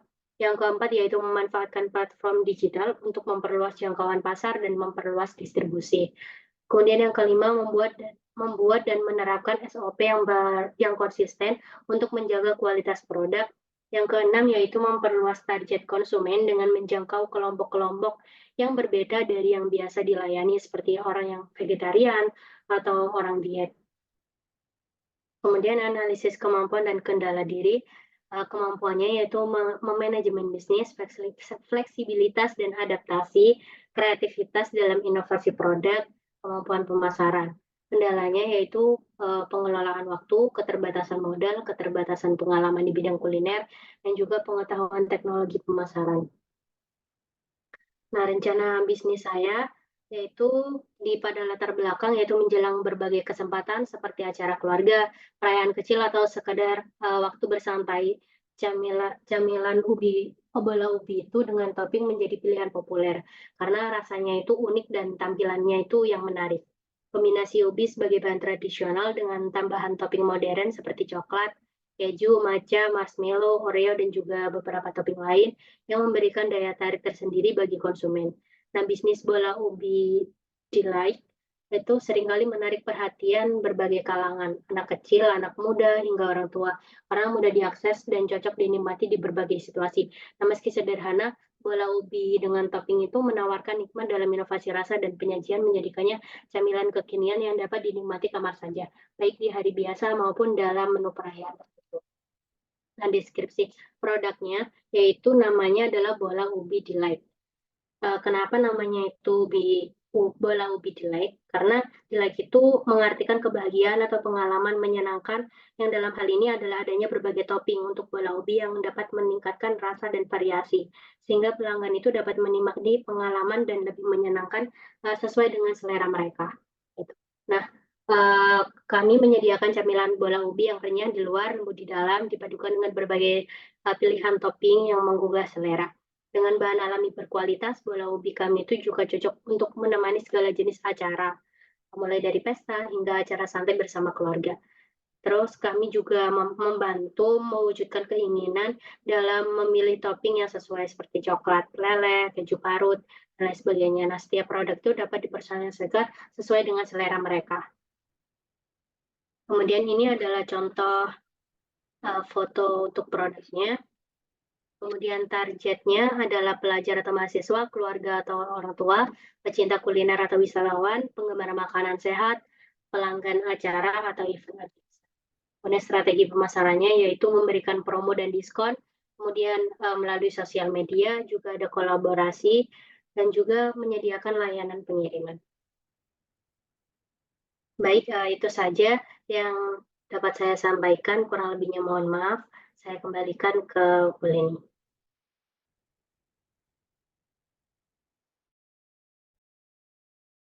Oke, baik. Terima kasih. Berikutnya Alvina Dwi Amalia. Apakah hadir?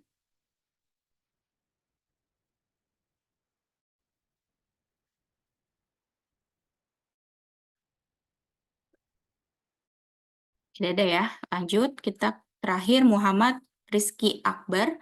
Apakah hadir? Hadir, Bu. Oke, silakan Rizky di share screen.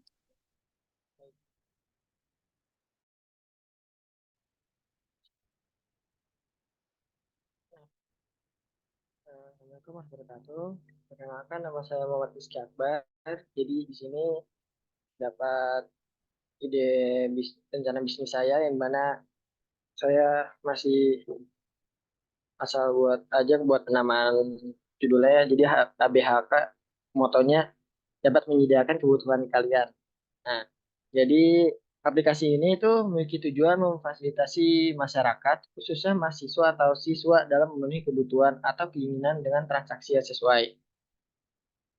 Untuk background project ini adalah banyak mahasiswa atau siswa yang seringkali kesusahan dalam mencari barang dengan harga yang sesuai lah sama mereka.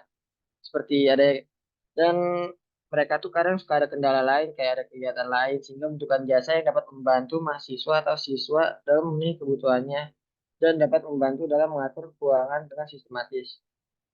Untuk role model aplikasi ini nanti itu ada Gojek yang dimana Nadiem Makarim itu sebagai pendiri Gojek yang berperan dalam menciptakan solusi berbasis aplikasi untuk kebutuhan masyarakat luas, dan Grab yaitu Anthony Tan.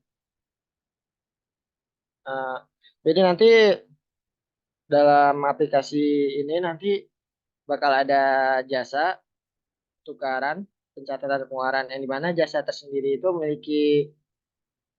memiliki poin-poin penting yang dimana setelah dibuka maka akan muncul berbagai pilihan jasa yang dapat diakses dan digunakan oleh pengguna.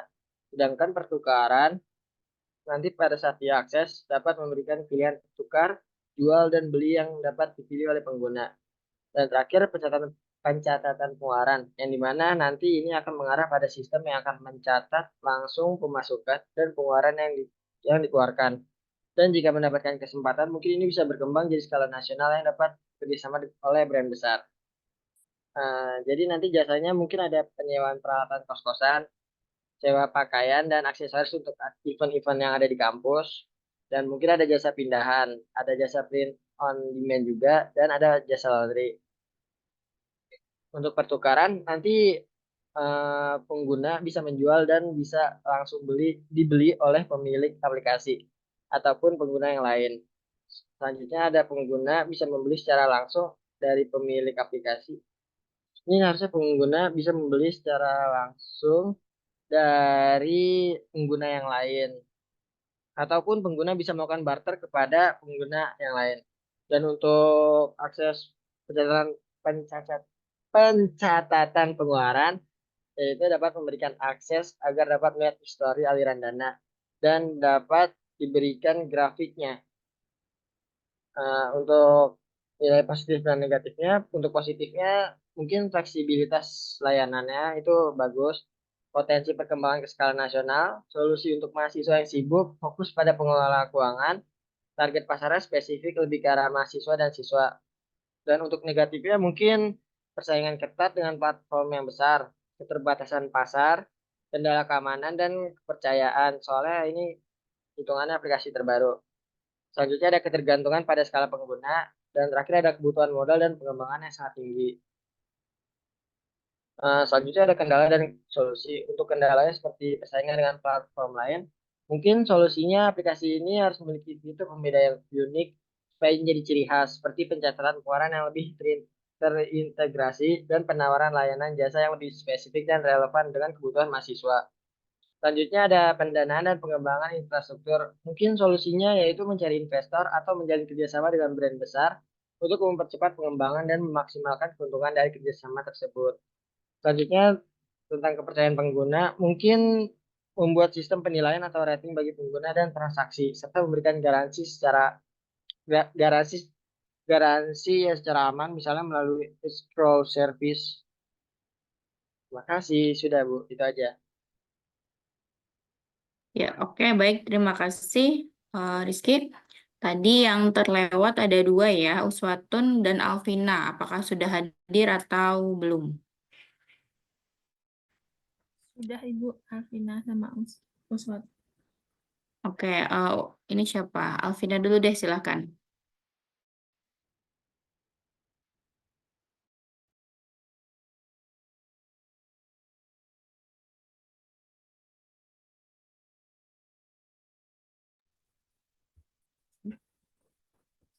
Oke. Assalamualaikum warahmatullahi wabarakatuh. Saya Alvina Dwi Amalia dengan NIM 121130006 akan mempresentasikan ide bisnis saya.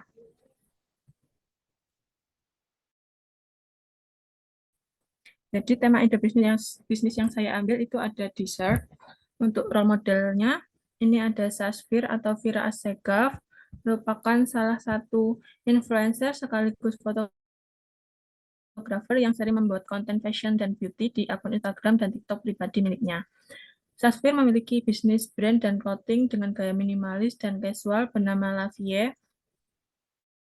yang mengadaptasi fashion style ala Malaysia. Memiliki latar belakang pendidikan khusus dalam bidang fotografer menjadi inspirasi utama dalam ide visual katalognya. Untuk Instagram dan TikTok-nya bisa diakses di @sasfir. Selanjutnya ada analisis kekuatan dan kelemahan. Untuk kekuatan itu yang pertama ada produk makanan yang sehat untuk dikonsumsi di masyarakat, kemudian produk kreatif dan inovatif, beragam varian rasa dan kemasan praktis dan mudah dibawa.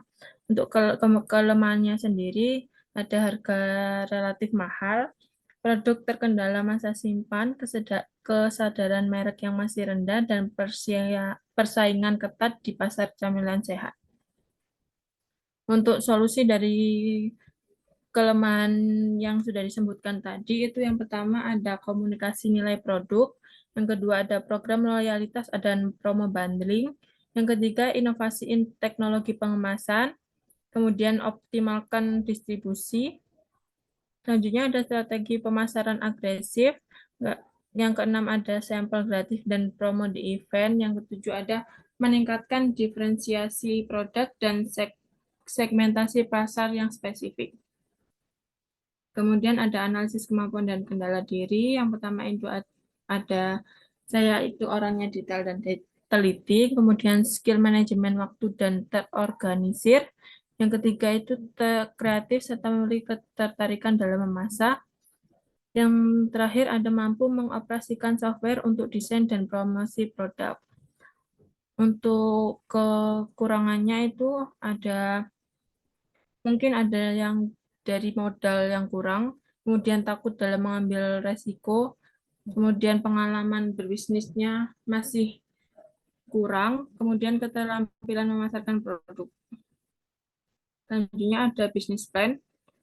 Yang pertama itu adalah latar belakang. Latar belakang kenapa saya memilih ide bisnis ini yaitu tren gaya hidup sehat semakin meningkat di mana konsumen mencari makanan yang lezat namun tetap memberikan manfaat bagi kesehatan.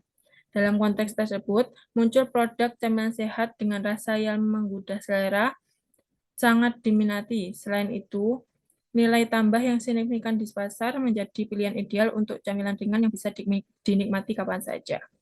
Kemudian ada deskripsi produk, yaitu coklat yogurt bite. Merupakan camilan sehat di setiap gigitan yang memberikan perpaduan sempurna antara rasa manis coklat yang kaya dengan sensasi segar dari buah dan lembut dari yogurt. Camilan ini dirancang dalam bentuk potongan kecil dan praktis, sehingga mudah dinikmati kapan saja.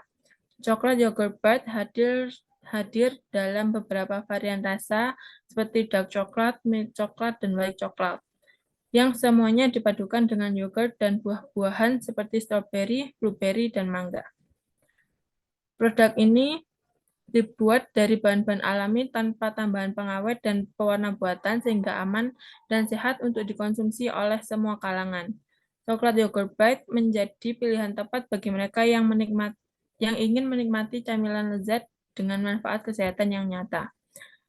Berikut ada katalog dari coklat yogurt bite. Selanjutnya ada target. Itu yang pertama ada generasi milenial dan Gen Z, kemudian ada pekerja kantoran atau mahasiswa, ibu rumah tangga, kemudian penggemar gaya hidup sehat, dan pengguna media sosial dan tren digital. Untuk strategi pemasaran itu ada branding dan posisi produk, kemudian distribusi di toko retail atau online, pemasaran digital dan media sosial, promosi dan diskon, kolaborasi dengan bisnis lain, kemudian ada pengemasan yang menarik dan ramah lingkungan, dan yang terakhir, pemberian testimoni dan ulasan konsumen. Sekian presentasi ide bisnis dari saya. Assalamualaikum warahmatullahi wabarakatuh. Waalaikumsalam. Terima kasih Alvina. Berikutnya terakhir Uswatun Hasanah. Silakan. Baik, Ibu izin share screen ya.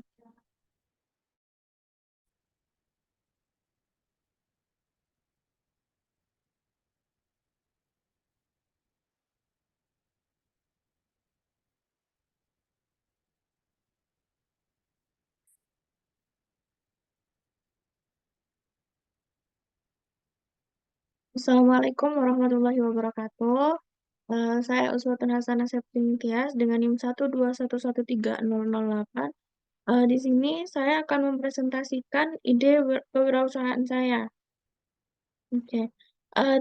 Tema ide bisnis saya itu dessert atau olahan makanan. Kemudian role modelnya ada Devina Hermawan.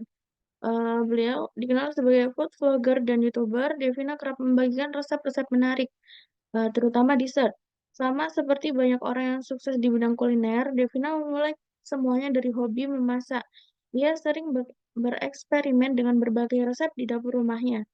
Kisahnya dimulai dari hobi memasak di rumah, kini ia memiliki buku resep dan produk makanan sendiri. Devina Hermawan membuktikan bahwa dengan passion, konsistensi, dan kreativitas, kita bisa mengubah hobi menjadi bisnis yang sukses. Kemudian kelebihannya, potensi pasar yang besar, kemudian makanan yang sangat digemari anak muda, bisa dijadikan hampers kue, peminatnya juga banyak. Kekurangannya ada banyak pelaku usaha di bidang makanan atau dessert di Jakarta, kualitas produk yang harus terjaga, kemudian harga bahan baku yang cenderung berubah. Solusinya, mencari variasi yang unik, pilih bahan baku berkualitas baik untuk menghasilkan produk yang lezat dan aman dikonsumsi. Kemudian kelola keuangan dengan baik. Ya, kemampuan diri di sini saya terbiasa memasak dan membuat dessert sederhana. Kemudian selalu mencoba dan mencari ide kreatif tentang makanan atau dessert. Kemudian batasan diri saya keterbatasan ruang dan fasilitas, kemudian keterbatasan modal, penyimpanan dan penyajian, juga manajemen waktu. Kemudian rencana bisnis. Yang pertama ada latar belakang. Ide bisnis ini muncul ketika pemikiran di mana di Jakarta memiliki potensi pasar yang besar, Jakarta memiliki populasi yang sangat besar dengan latar belakang juga preferensi makanan yang beragam. Kemudian masyarakat Jakarta juga cenderung memiliki gaya hidup yang sibuk dan praktis, maka camilan menjadi pilihan yang praktis dinikmati kapan saja. Juga karena tren yang cepat berkembang di kota ini, maka camilan yang menarik dengan berbagai inovasi selalu diminati. Kemudian deskripsi produk. Cookie Bow adalah camilan yang berjenis cookies dan memiliki warna-warni seperti pelangi. Cookies ini memiliki isian seperti coklat chip.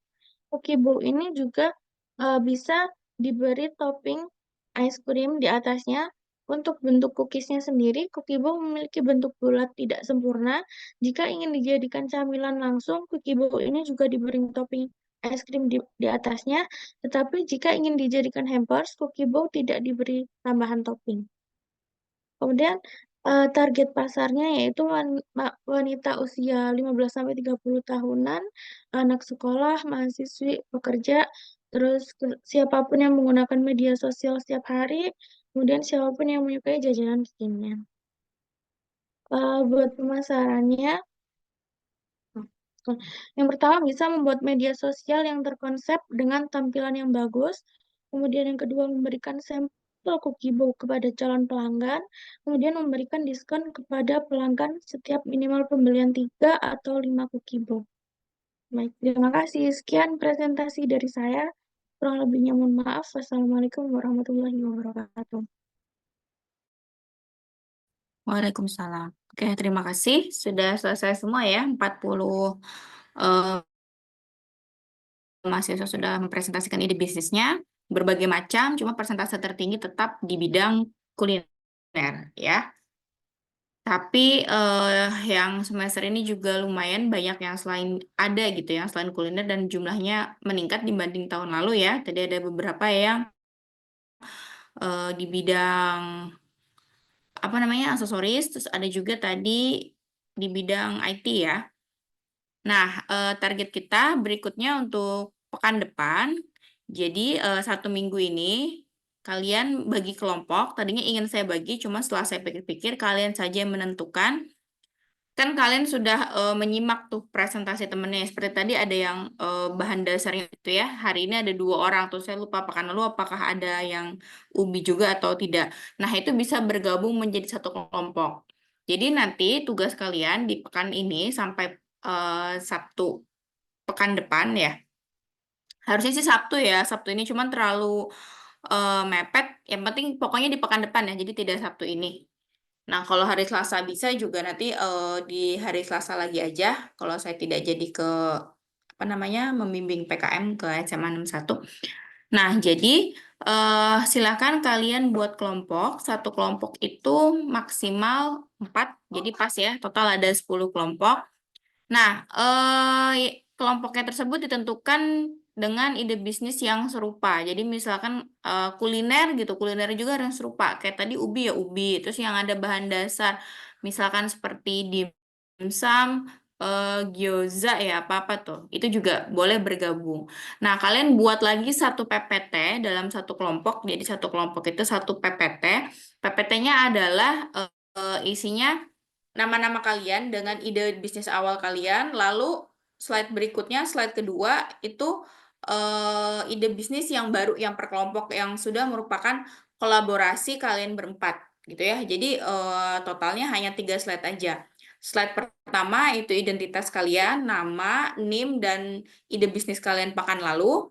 Lalu slide kedua itu ide bisnis kalian yang sudah kolaborasi, yang sudah gabungan. Misalkan tadi ubi yang satu begini, ada lagi yang begini ubi semua yang dalam berempat. Misalkan dalam satu kelas ini yang ubi cuma ada 2 atau 3, sedangkan kelompoknya 4 orang. Ya, sisa mahasiswa satunya gitu ya, itu boleh ide yang lain gitu, tapi yang mendekati dengan bahan dasar ubi atau yang konsepnya mendekati dengan konsep yang ubi-ubi tadi seperti itu. Nah, nanti dari kolaborasi tadi jangan sampai setelah dikolaborasikan hanya mengambil dari satu ide bisnis aja. Misalkan si A, B, C, D setelah dikolaborasi sepakat ambil ide bisnisnya si A aja gitu. Si B, C, D nggak kelihatan tuh kolaborasinya, itu nggak boleh. Ya, jadi kolaborasinya itu hasil perpaduan dari keempat. Jadi otomatis kan nemu dong inovasi terbaru dari 4 ide bisnis yang sudah kalian rancang sebelumnya, seperti itu ya. Nah, setelah itu tadi PowerPoint pertama identitas, PowerPoint kedua adalah hasil kolaborasinya. Jadi kayak deskripsi produknya itu mau diapain gitu ya. Nah, apa namanya, slide ketiga, slide yang terakhir itu kalau bisa dilampirkan gambar-gambarnya gitu ya. Dan estimasi harga jualnya. Jadi misalkan produk kalian ini cocoknya harga jualnya berapa. Otomatis untuk menentukan harga jual, kalian juga harus sudah ada punya data modalnya gitu ya. Jadi kira-kira estimasi berapa. Jadi baru estimasi. Karena nanti detailnya bahan baku, harga jual dan sebagainya itu nanti akan tertuang di proposal. Dan deadline proposal itu adalah di pertemuan UTS. Jadi hitungannya ini baru pertemuan ke-4 ya. Jadi pertemuan ke-5 itu PPT yang tadi yang saya sebutkan dan dipresentasikan ya, berarti ada 10 PowerPoint. Lalu di pertemuan 6, 7 itu kalian fokus untuk menyusun proposal dan pitch deck. Dan terakhir di pertemuan 8 itu adalah deadline proposal sebagai pengambilan nilai UTS. Ya, nanti di pertemuan 9 dan seterusnya kita sudah mulai revisi, kita zoom lagi dan sebagainya hingga sampai realisasi dan pelaporan akhir. Seperti itu, ya. Oke, sampai sini dulu. Ada yang ingin ditanyakan terkait untuk tugas pekan depan di pertemuan ke-5? Silakan. Jadi satu kelompok. Oh ya, satu lagi saya lupa ya. Sebenarnya saya nunggu-nunggu untuk proposal bisnis ide bisnisnya ini adalah sejalan dengan background kita ya. Sebenarnya nggak harus sih, cuman ternyata tidak ada satupun yang di bidang pendidikan gitu ya. Jadi selain les juga kan kalian bisa membuka seperti apa namanya, alat peraga pendidikan ya. Banyak sekali kalau kita lihat tuh ya, alat peraga pendidikan matematika, misalkan kayak apa namanya, yang bangun ruang gitu, kayak bentuk-bentuk tabung dan sebagainya, jaring-jaring gitu ya. Terus bisa juga pecahan. Jadi misalkan dari bahan apa, Eva itu yang busa-busa itu terus dikasih magnet, itu juga bisa untuk mendemonstrasikan konsep pecahan gitu. Itu juga belum ada. Terus bisa juga yang buat di workshop ya. Saya kurang paham nih, kalian sudah mengambil mata kuliah workshop matematika atau belum.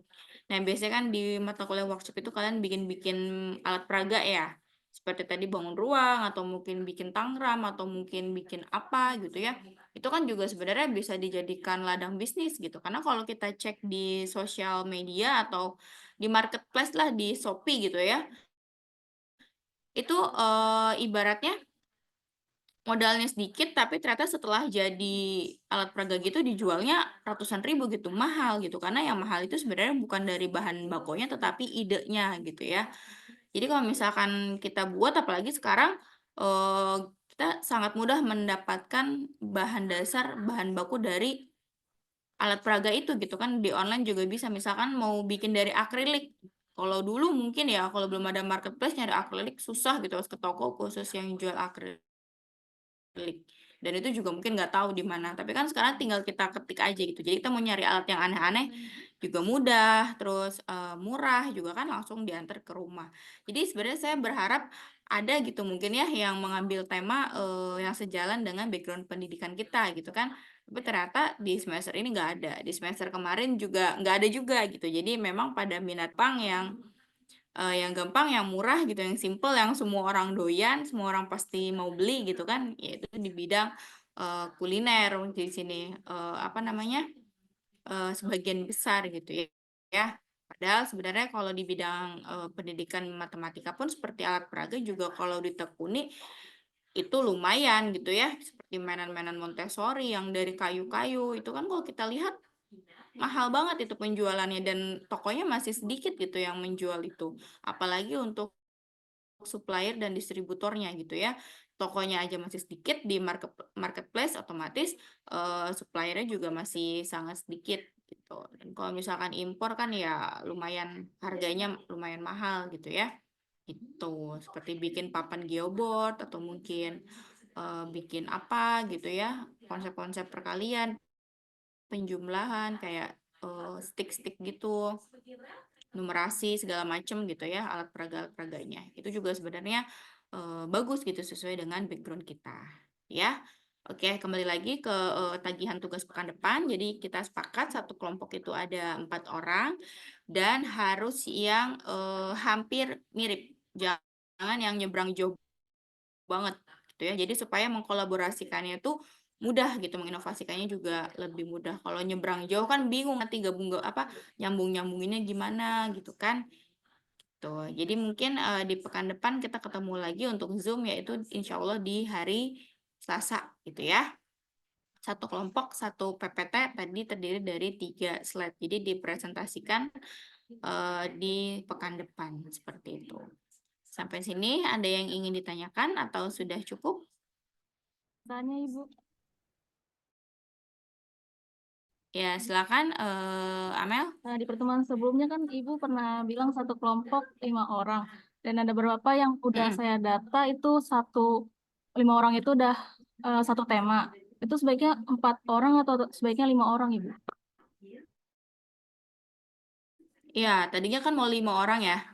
Cuman saya diskusi dengan kelas 11 sih 4 orang. Cuman kayaknya nggak apa-apa deh. Kalau memang sudah didata 5 orang juga nggak apa-apa. Kalau udah di kelompok-kelompokkan nanti coba saya tanya ke kelas sebelah dulu.